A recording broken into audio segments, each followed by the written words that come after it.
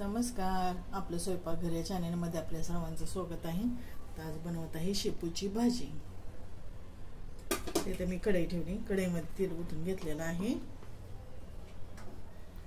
आता इथे बारीक चिरून लसूण घेतलेला आहे, तो टाकून घेते आधी।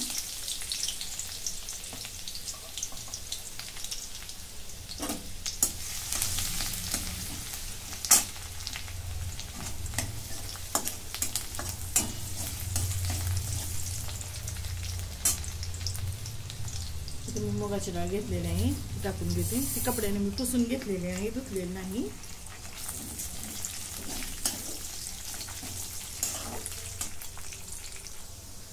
हे डाळ आणि लसूण तांबूस भाजून झालेला आहे, बारीक गॅसवरती भाजून घेतला। आता याच्यात मिरची टाकून घेते।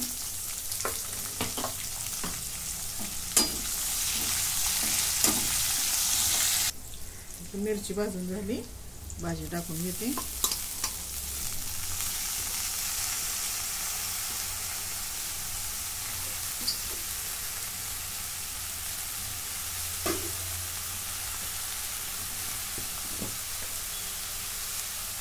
मीठ टाकून घेते।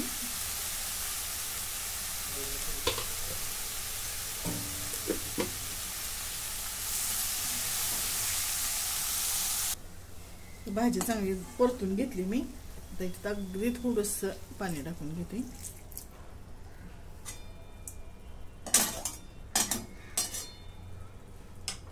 आता भाजी शिजून घेते।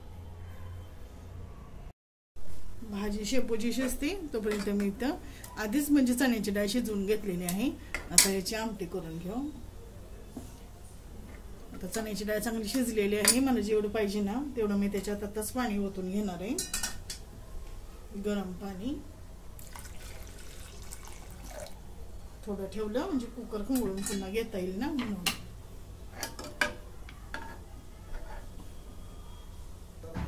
आता इथे मी पातेलं ठेवलंय, 1 चमचा तेल टाकून घेतले, जिरे टाकून घेते। आता जिरे आपले चांगले तडतडले। आता इथे मी वाटण करून घेतलेलं आहे, तर खोबरं, लसूण आणि कढीपत्ता आहे। कोथिंबीर नाही मी टाकलेली, कढीपत्ताच आहे।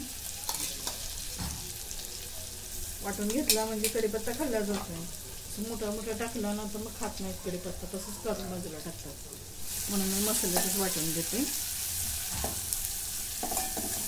कढीपत्ता खाल्लेला चांगलाच असतो, हे तुम्हाला सर्वांना पण माहित आहे।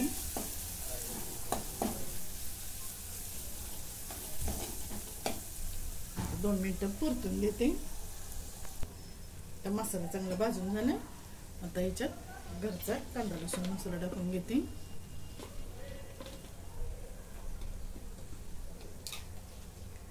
धने जिऱ्याची पावडर, थोडासा गरम मसाला आणि हे काश्मीरी मिरची पावडर। मसाला मी थोडा जास्तच, कारण ही आमटी झणझणीतच छान लागते।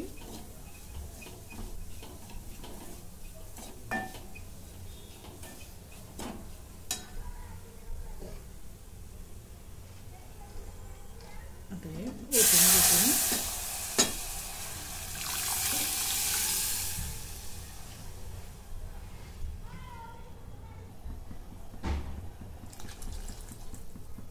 आता मिक्सरचं भांडं पण खवळून घेतलं,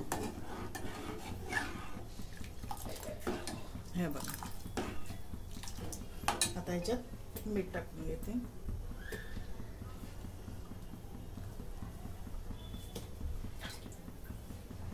आता हिला चांगली उकळी आणू।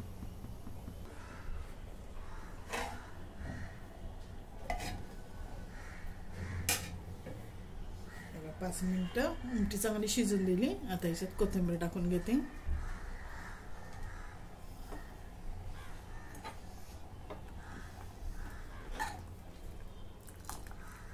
आता अशा प्रकारे आपली चण्या डाळीची आमटी तयार। इकडं भाजी पण तयार झाली।